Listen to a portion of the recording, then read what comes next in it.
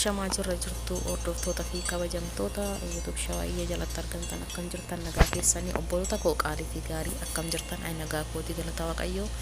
Egaa ka arrasi kun qophii bashannanaa isin qabadheen dhufee jira.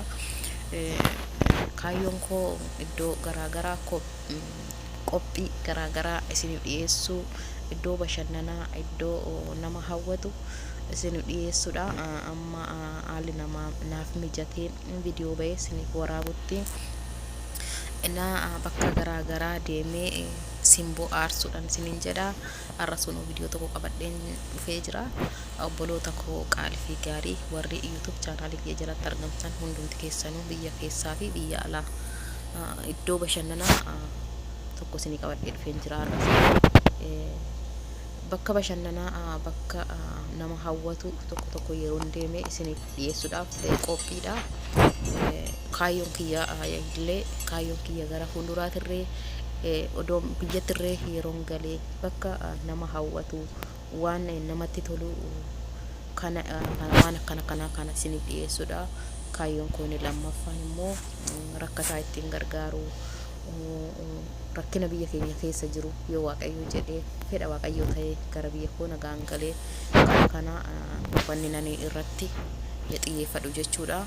Akkasumas immoo yoo haalli naa mijatee waa'ee nyaata aadaa bakka waa'ee nyaataatillee irratti xiyyeeffadha yeroo naa mijatetti jechuudha. Obboloota koo qaalii ammaaf immoo amma haalli nuuf mijatutti iddoo bakka garaagaraa sin agarsiisuudhaaf, iddoo bashannanaa, iddoo namatti tolu, iddoo nama hawwatu sin agarsiisuudhaaf qophiidhaan isiniin jedha. Obboloota koo qaaliif gaarii warri biyya keessaa fi biyya alaa jirtan na daawwattan iddoo akkasuma kun nama hawwatu deemee sin agarsiisaa jira. Biyya barbaadan deemee nu agarsiisi Shawaayee yoo jettan bakka barbaadan koomentii jalatti naaf barreessadha. Deemee sin agarsiisuu hin danda'a. Biyyi immoo kamiyyuu haa ta'u, Dubaay haa ta'u, Baariin haa ta'u, biyya barbaadan jechuudha. Deemee sin agarsiisaa. Kan akka Kuweet, Ameerikaa irra yoo barbaadan deemee sin agarsiisaa. Bakka barbaadan filadhaan isiniin jedha. Biyya laaluu barbaadan deemee tanan sin bashannansiisaa obboloota koo isiniin jedha. Akkasuma warroonni maatii koo taatan maatii kootii, warroonni immoo maatii Shawaayee hin ta'in gara maatii kootii dabalamuudhaaf wantoota nama hawwatu daawwachuudhaaf gara mana kiyyaatti sin affeeran jira. Warri maatii naa taatan warreen immoo ganaa dhuftan gara mana kiyyaatti dabalamtanii akkasuma akka maamila koo taatanii wantoota nama hawwatuu fi nama bashannansiisu daawwattan abdiin isirraa qaba.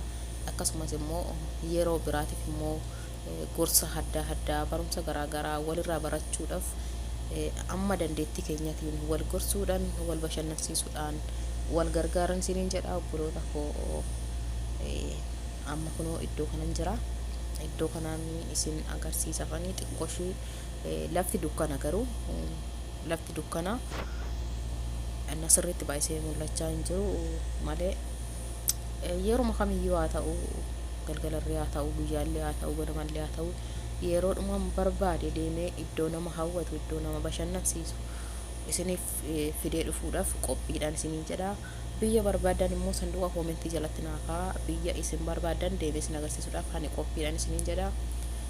Obboloota koo akkasuma qophiin kiyya YouTube chaanaalii kiyya irratti hojjechuudhaaf iddoo bashannanaa, iddoo garaagaraa deemee biyyattillee yoon galee biyya garaagaraa deemee biyya keenya Oromiyaa keessa naanna'ee bakka adda sin daawwachiisu waan barbaachisaa ta'e irratti hojjechuudhaaf qophiidhaan akkasuma na jajjabeessaa. Isinis na bira dhaabbadhaa isiniin jedha.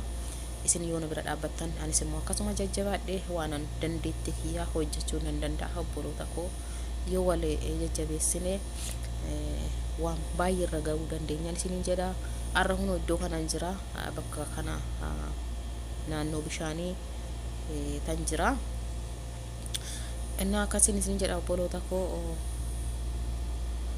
warri na daawwachaa jirtan asumaan biyya kanas immoo yoo na gaafattan isiniifan himaa sanduuqa koomentii jalatti na gaafadhaadha. Biyyoota biraatis biyya barbaadan biyya isin feetan deemee isin agarsiisuudhaaf qophiidha. bakka bashannana adda addaa deemee sin daawwachiisuudhaaf qophiidhaani isinin jedha. Akkasuma bakka biyya akkamii akka barbaaddan, biyya kam daawwachuu akka barbaaddan naaf himaa. Warri Suudii jirtan Dubaay daawwanna yoo jettan, warri Dubaay jirtan Suudii daawwanna, warri Kuwait jirtan Dubaay daawwanna yoo jettan, akkasuma iddoo bashannanaa adda addaa isin agarsiisuudhaaf ani qophiidha isinin jedha. YouTubein kiyya kanarratti xiyyeeffata. Biyya keessallee ta'e biyya alaarree ta'e bakka namatti tolu, bakka nama hawwatu daawwachiisuudha isinin jedha. Obboloota koo nafaana ta'a isinin jedha. Hanga dhuma qophii kanaatitti viidiyoo kana hanga dhumaatti daawwadha isinin jedha. Like share gochuudhaan na jajjabeessaa. Warreen maatiidhaan ta'in immoo maatii kiyyatti dabalamaa isinin jedha. Kunoo akkana fakkaata. Garuu lafatu halkanii xiqqoo ishee lafatu halkanii malee akkasitti nama hawwatan isinin jedha. Iddoon kuni bakka anatti tolee isiniif anatti tolee dasna jedhe isiniif qopheessuudhaaf abdiin qaban isinin jedha. Turtiin keessan na waliin haa ta'u. Obboloota koo like share gochuun hin dagatinaadha. Akkasumas immoo warreen maatii koo hin ta'in maatii kootitti dabalamuudhaan gara maamila kiyyaatti dabalamaa isinin jedha. Baay'ee isin jaaladha, baay'ee isin kabajaa. Baay'ee oolmaa gaarii.